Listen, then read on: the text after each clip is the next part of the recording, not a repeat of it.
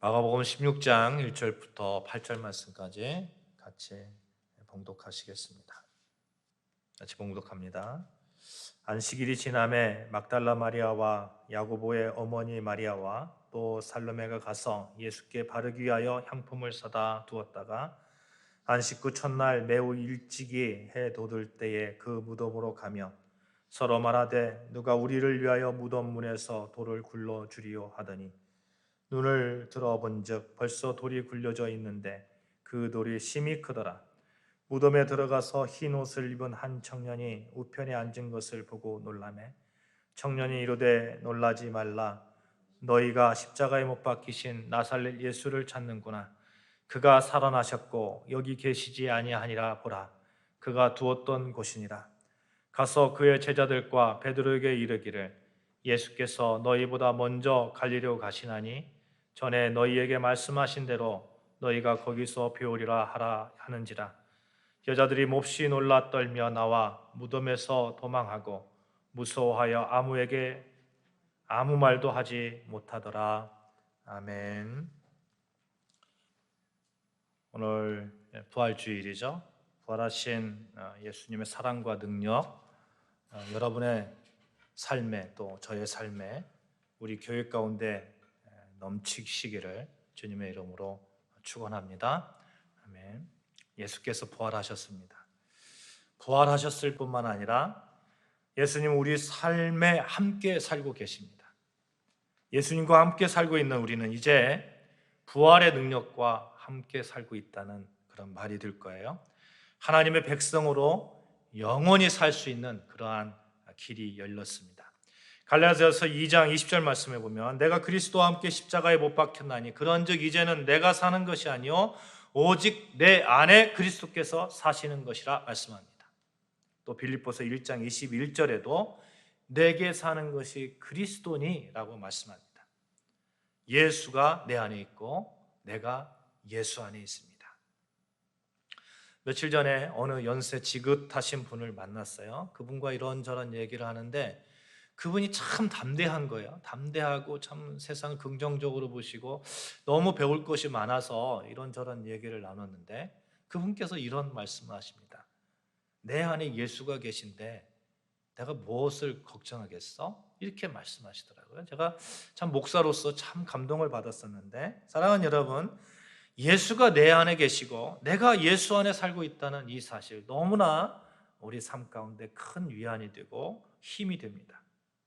하나님께서 이 선물을 우리에게 주셨습니다.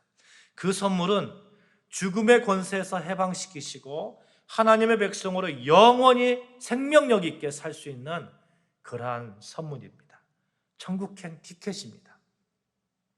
여러분, 우리 인간에게 생명이 있다, 또 살아간다 하는 얘기의 뜻이 무엇일까요?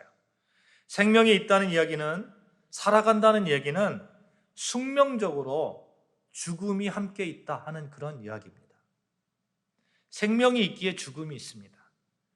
생명이 없는 사람들은, 없는 존재는 죽음도 없어요. 이미 죽었기 때문에 그렇습니다. 삶이 있기 때문에 또한 죽음이 있고 생명이 없으면 죽음도 없고 살아가는 자, 생명이 있는 자는 그 누구도 죽음을 피해갈 수 없습니다. 그런데 문제는 누구나 경험하게 될 이 죽음이 도대체 무엇인지 생명이 붙어있는 상태에서는 결코 경험할 수 없다는 거예요. 내가 살아있는데 어떻게 죽음을 경험할 수 있겠습니까? 반드시 누구나 경험해야 되는 것이지만 죽어야만 경험할 수 있는 거예요. 그래서 죽음이 두렵습니다. 누구나 죽음을 어려워하지만 그런데 죽음을 두려워하는 또 다른 근본적인 이유가 있습니다. 이 죽음이 죄의 값이기 때문에 그렇습니다. 죄를 지어서 얻어진 결과이기 때문에 그래요. 창세기 2장에 보시면 하나님께서 천지를 창조하시고 아담과 하와에게 만물을 다스리는 권세를 주셨어요. 그것뿐만 아니라 아담과 하와에게 모든 것을 가능하게 하는 그런 자유함도 주셨습니다. 다 할 수 있다는 거예요. 다. 무엇이든지 가능하게 했어요. 그리고 만물을 다스릴 수 있는 권한도 주셨어요. 그런데 딱 한 가지 주시지 않은 것이 있습니다. 에덴 동산 중앙에 있는 선악을 알게 하는 나무의 열매는 먹지 말라는 거예요. 다 먹어도 좋다. 다 해도 좋다. 그런데 선악을 알게 하는 나무의 열매를 먹지 마라. 만약 먹으면 어떻게 된다고 했어요? 정령 죽으리라 하나님께서 말씀하셨어요. 죽는다고 경고하셨습니다. 아담과 하와에게 하나님께서 딱 한 가지 안 주신 이유가 있어요. 그것을 보면서, 선악과를 보면서, 선악과 나무를 보면서, 아, 나는 창조주 하나님께서 지은 피조물이지, 그걸 생각하라는 거예요. 그걸 기억하라는 거예요. 그런데 아담과 하와가 어떻게 했습니까? 뱀의 꼬임에 빠져서 선악과를 먹어버렸습니다. 뱀이 아담과 하와를 꼬실 때 기가 막히게 꼬십니다. 창세기 3장 4절 5절 말씀을 보시면 뱀이 아담과 하와를 꼬시는 내용이 나와요. 뭐라고 꼬시냐면 너희가 그 선악을 알게 하는 나무 열매를 먹어도 정령 죽지 않으리라 말하는 거예요. 하나님께서 정령 죽으리라 말했는데 이 뱀은 꼬시면서 죽지 않는다, 결코 죽지 않는다 말하는 거예요. 도리어 눈이 밝아져서 하나님과 같이 될 것이다. 눈이 맑아져서 뭐라고요? 하나님과 같이 된다고요. 참 기가 막힌 유혹 아닙니까? 먹으면 죽는다고 하는 하나님의 말씀에 맞서서 먹어도 죽지 않고 도리어 하나님과 같이 된다고 뱀이 유혹하니까 아담과 하와가 정신이 나갔었나 봅니다. 아, 그래서 하나님이 먹지 말라고 했구나. 그거 먹으면 하나님처럼 똑같이 되니까 그래서 먹지 말라고 했구나. 아담과 하와가 그렇게 선악을 알게 하는 나무를 먹어버렸습니다. 그때 인간에게 죄가 들어온 거예요. 이게 무슨 큰 죄냐 하겠지만 그렇지 않습니다.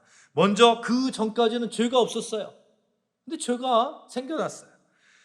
이제는 죄가 생겨났고 아담과 하와는 하나님의 뜻을 거역하는 죄를 범했고 무엇보다도 하나님처럼 되려고 한 죄가 있는 거예요. 하나님처럼 되려고 한 죄. 인간이라면 누구나 이 죄를 지은 조상의 후손으로 태어납니다. 하나님께서 이렇게 죄를 지은 아담과 하와를 어떻게 하셨습니까? 죽지 않으리란 뱀의 유혹과 달리 하나님께서 동산 한가운데 있는 생명나무까지도, 생명나무의 열매까지도 먹지 못하게 했어요. 그리고 흙으로 왔으니 흙으로 돌아가라고 하셨습니다. 그래서 로마서 6장 23절 말씀처럼 죄의 값이 사망이다, 이 말씀이 되는 겁니다. 그러니 사람은 죽음을 두려워하는 겁니다. 죽음을 생각하면서 이게 본능적으로 죄를 생각하게 되고 죄의 값을 생각하게 되고, 그런데 예수님의 십자가의 부활은 이 창세기의 사건을 완전히 회복시킨 사건입니다. 아담이 지은 죄를 완전하게 끝냈다는 의미예요. 죄의 값을 완전하게 치렀다는 얘기입니다. 예수 십자가의 보혈로 죄의 값을 완전하게 치르시고 그렇게 죄의 값을 치렀으니 이제는 죽음이 아니라 생명으로 옮겨졌다는 거예요.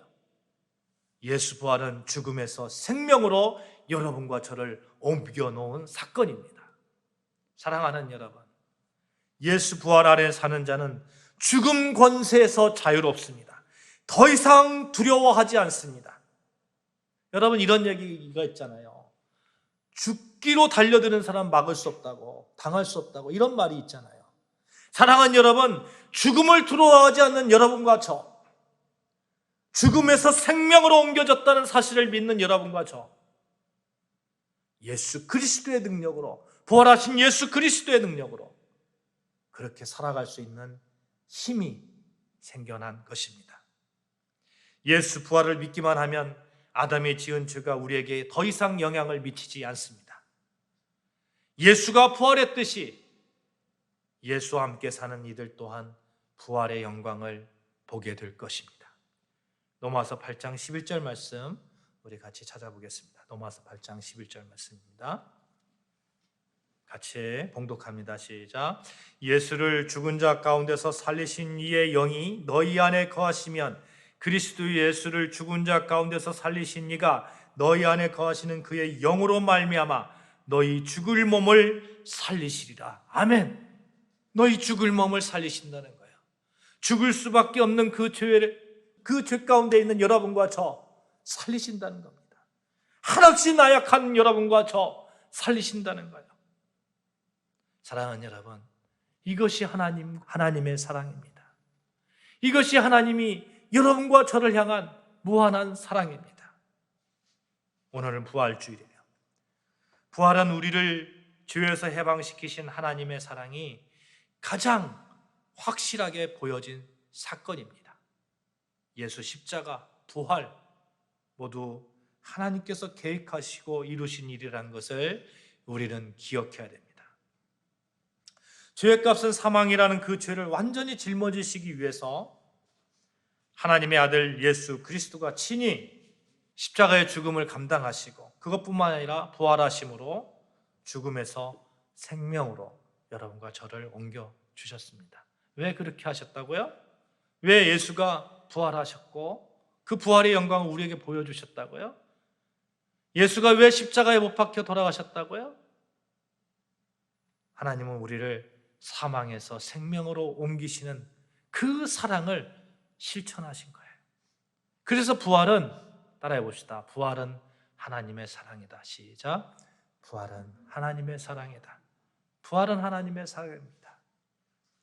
하나님의 사랑을 받는 여러분과 저, 이제는 사망에서 생명으로 옮겨진 자라는 사실을 믿고 늘 부활 사랑을 경험하면서 사시기를 주님의 이름으로 축복합니다. 아멘. 이 부활 사랑이 우리 삶에 적용되고 있다는 사실을 믿어야 돼요. 죽기까지 사랑하셨던 그 하나님의 사랑이 지금 내 삶 속에서 현재적으로 적용되고 있다고, 영향을 미치고 있다고 여러분 믿어야 됩니다.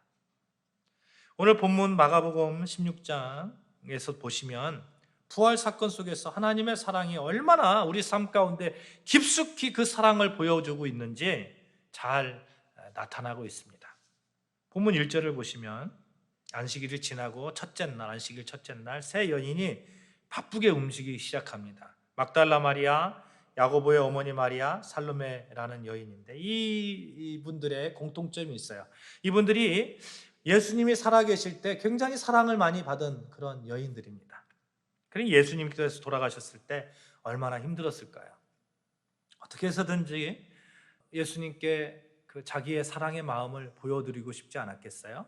그래서 살아있을 때 잘해드리지 못한 것들, 속상하게 했던 것들 생각도 나고, 아마 그래서 예수님이 시체라도 정성을 다해서 이렇게 좀 닦아드리려고 그런 마음이 있었던 것 같아요. 그래서 1절 하반절 보시면 향품을 사 두었는데 이렇게 그 본문에서 적고 있습니다.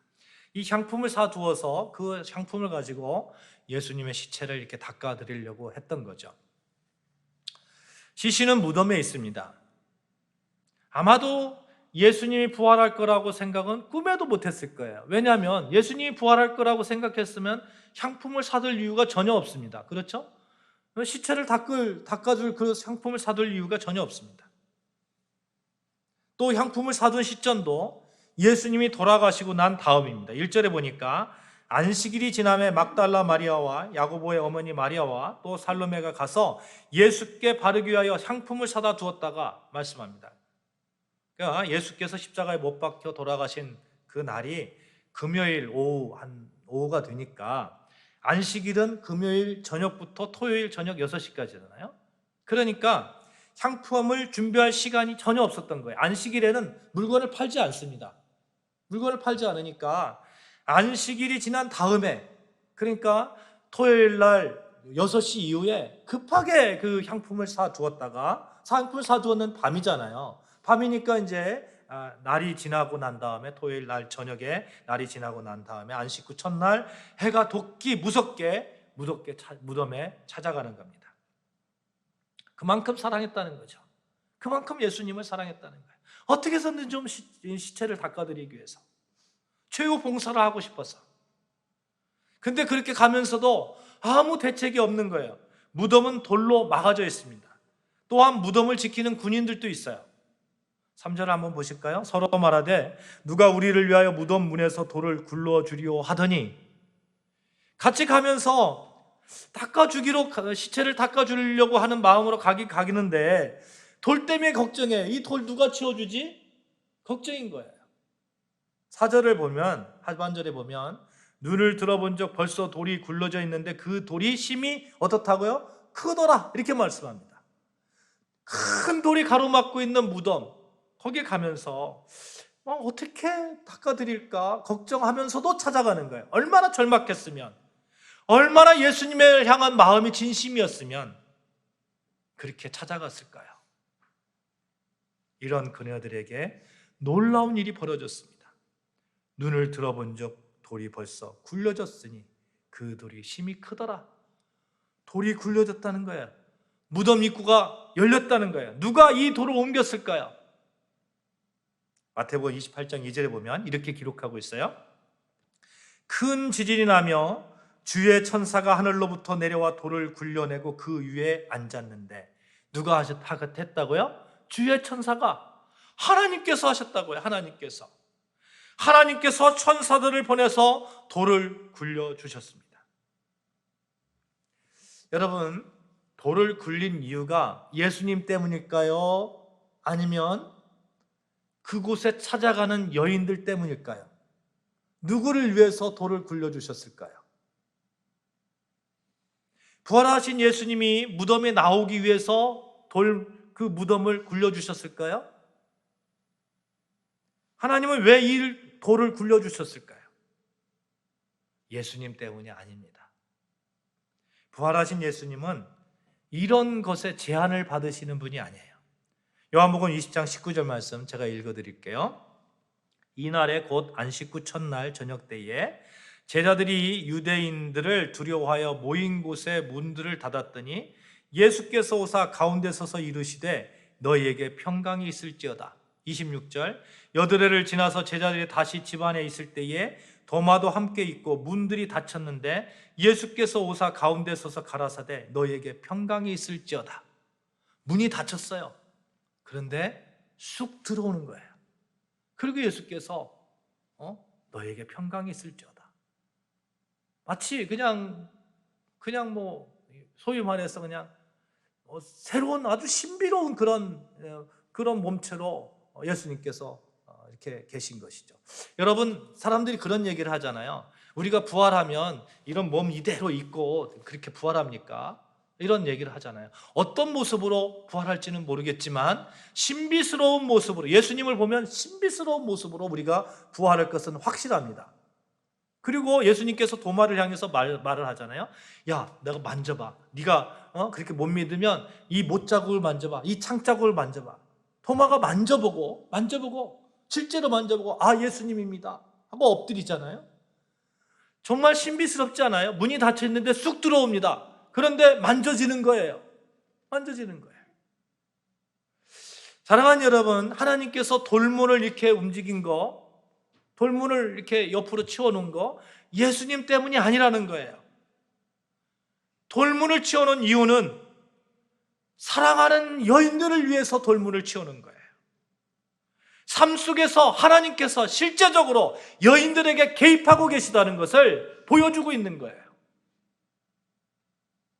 하나님께서 이 여인들에게 예수님이 부활하신 현장을 보여주고 싶었던 것입니다. 사랑하는 여러분, 하나님은 자신을 사랑하는 사람들, 끝까지 충성하는 사람들, 이 여인들처럼 예수님을 향한 진실한 마음을 가지고 있었던 그런 사람들을 그냥 놔두지 않습니다. 삶 속에서 깊숙이 개입하셔서 하나님의 사랑을 보여주시는 거예요. 하나님의 능력을 보여주시는 거예요. 부활의 현장을 보여주시는 거예요. 부활의 능력이 삶 속에서 나타나며 경험하며 살고 싶으십니까? 하나님의 사랑을 내 삶 속에 온전히 누리고 싶으십니까? 부활절 예수님에 대한 사랑을 여러분 새롭게 하시기를 주님의 이름으로 축복합니다. 그러면 하나님께서 여러분의 삶 가운데 깊숙이 개입하십니다. 무덤의 돌문을 치워주십니다. 안식구 첫날 매우 이른 아침에 향품을 가지고 무덤을 향하여 가면서 여인들끼리 서로 말했을 거예요. 걱정했을 겁니다. 누가 이 돌을 치워주니? 어떻게 우리가 향품을 바를 수 있을까? 어떻게 무덤 속에 들어갈 수 있을까? 어떻게 주님의 시신을 우리가 만질 수 있을까? 하나님께서 해주신 거예요. 하나님께서. 사랑하는 여러분, 여러분과 저의 삶 가운데서 어떻게 이 돌을, 이 큰 짐을 치울 수 있을까? 어떻게 내 삶 속에서 이 고난을 이겨낼 수 있을까? 어떻게 무덤의 그 권세를 내가 이겨낼 수 있을까? 하나님께서 해주십니다. 왜요? 여러분과 제가 예수를 향하고 있기 때문에, 예수 부활의 그 현장에 있기 때문에 하나님께서 그 사랑을 보여주시는 것이죠. 이 부활의 구체적인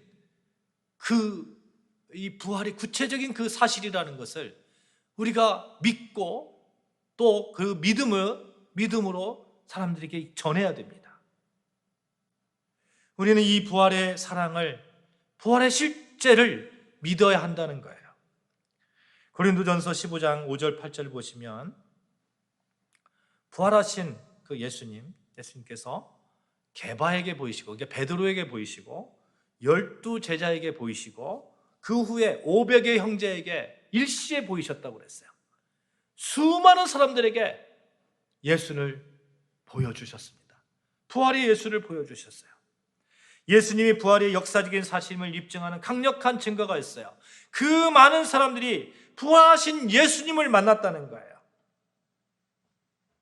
한 여인에게, 또 여러 여인에게, 예수님을 잡아 죽인 살기 등등한 사람들을 두려워해서 숨었던 제자들에게, 또 부활하신 예수님 보지 않고서는 믿지 못하겠다고는 도마에게 나타나셔서 만져보라고, 못 박힌 자국, 창에 찔린 옆자국 만져보기까지 이렇게 하면서 믿게 하셨습니다. 사실 제자들 얼마나 겁쟁이였어요. 예수님 십자가에 못 박혀 돌아가실 때 다 도망갔잖아요. 다 도망갔어요. 베드로는 예수님을 모른다고 3번씩이나 부인했습니다. 그런데 그들이 이제는 예수님의 부활을 보고 확실하게 완전하게 바뀌어지는 거예요. 더 이상 겁쟁이가 아닌 겁니다. 베드로 같은 경우에는 십자가에 거꾸로 못 박혀 죽었다고 하죠. 부활하신 예수님을 전하다 말입니다. 생각해 보세요. 이게 확실하게 부활하신 예수님을 보지 못했다면 이게 가능할까요? 무슨 영화가 있다고요? 아니, 이단들 보니까 거짓 이렇게 전하면서 내가 예수다 하면서 엄청나게 부를 축적하고 그러더라고요. 예수님의 제자들이 부를 축적했습니까? 예수님의 제자들이 세상에서 권력을 얻었습니까? 만약 거짓으로 부활을 전해서 그들이 얻어지는 세상의 부귀 영화가 있다면 그렇게 사기치면서 그렇게 살 수 있을 것 같아요. 그러나 예수의 제자들이 부활을 전하면서 세상의 부귀 영화를 전혀 누리지 않고 도리어 핍박을 받고 죽을 고기를 넘기고 거짓을 전하려 아무런 세상의 그런 부귀 영화도 없이 그렇게 하는 것은 미친 사람이 하는 것이죠. 그런데 예수님의 제자들은 모두 핍박받으면서 순교하면서 예수님을 전했어요. 이게 가능한 이유, 예수님께서 부활하셨다는 거예요. 바울은 어떻습니까? 예수 믿는 사람들 미쳤다고 한 사람이에요. 왜? 자기가 부활하신 예수님 보지 못했으니까. 부활하신 예수를 전하는 사람들 저 미친 거 아니야? 그거 잡아 죽이려고 했던 그 바울이 예수님을 만나고 난 다음에 완전히 바뀌어서 도리어 예수님을 전하다가 바울 역시 그렇게 순교하지 않습니까? 사랑하는 여러분, 예수가 다시 사셨다는 이 사실을 분명히 우리가 믿고 우리가 그 삶 가운데 적용할 때에 하나님의 사랑은 여러분의 삶 가운데서 깊숙이 파고드는 거예요. 사람이 달라집니다. 여러분, 사랑받으면 사람이 달라진다고 하잖아요. 그렇죠? 내가 사랑받고 있다고 생각하면 정말 사람이 달라지잖아요. 마찬가지로 우리가 하나님의 사랑받는 자라는 거, 죽기까지 우리 죄를 대신해서 십자가의 고난을 당하시고 그것뿐만 아니라 우리가 완전히 회복되는 그 역사, 부활의 역사를 예수께서 보여주시고 실제적으로 우리 삶 가운데서 우리가 믿는다면, 그렇게 예수를 만난다면 우리가 완전하게 죄에서 해방되고 하나님의 사랑을 받는 자로 우리가 우뚝 서게 될 것입니다. 이제는 옛날에 나는 죽고 새로운 내가 태어났다는 거 믿게 될 거예요. 예수 그리스도의 품성으로, 그리스도의 믿음으로 세상에서 예수를 나타내는 작은 예수의 삶을 살아가게 될 것입니다. 따라해 봅시다. 예수를 만나면 새 사람 됩니다. 시작. 예수를 만나면 새 사람 됩니다. 예수를 만난다는 것은 예수 부활을 믿는다는 거예요. 그렇게 될 때에 하나님의 사랑이 여러분 삶 가운데 넘쳐나게 될 것이라는 것입니다. 하나님이 얼마나 그 부활 사랑을 하나님께서 보여주셨는지 7절 한번 볼까요? 7절. 가서 시작. 가서 그의 제자들과 베드로에게 이르기를 예수께서 너희보다 먼저 갈릴리로 가시나니 전에 너희에게 말씀하신 대로 너희가 거기서 비오리라 하라 하는지라. 아멘. 이 두 표현이 참 감동적입니다. 그의 제자들 또 베드로에게 이르기를. 지금 여인들은 정말 예수님을 사랑하는 그 마음으로 그 무덤까지 찾아갔어요. 근데 제자들은 어떤 상태예요? 제자들은 다 도망간 상태예요. 다 뿔뿔이 흩어진 사람이에요. 예수님을 버린 그런 상태예요. 예수님이 어려울 때 도망간 사람들입니다. 제자라고 불릴 만한 형색이 전혀 없는 그런 사람들입니다. 그런데 하나님이 천사를 통해서 여인들에게 말하는 거예요. 가서 그 제자들에게 전하라. 예수가 부활했다고. 예수가 부활했다고. 하나님은 그렇게 끝까지 제자들을 인정하고 사랑하시는 것입니다. 비록 실패한 제자들이지만 여전히 제자라고 부르고 하나님의 이름으로, 하나님의 은혜로 그들을 붙들고 계시는 거예요. 사랑하는 여러분, 우리도 주님의 일을 하다가 지쳐 있을 때가 참 많이 있을 수 있습니다. 계속해서 실패한 모습만 보일 때도 있습니다. 두려워서 도망갈 때도 있어요. 하나님의 사람답지 못한 모습을 보일 때도 있습니다.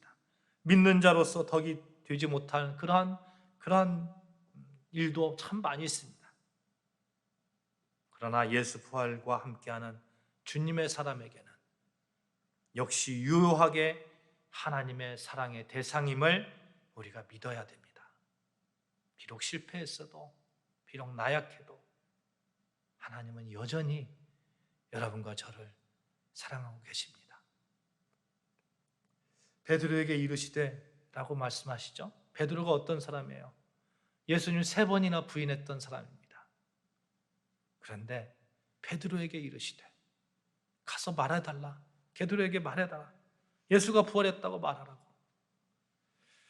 베드로가 이런 얘기를 들었을 때 얼마나 감동적이었을까요? 도망갔는데, 예수님 십자가에 못 박히실 때 도망갔는데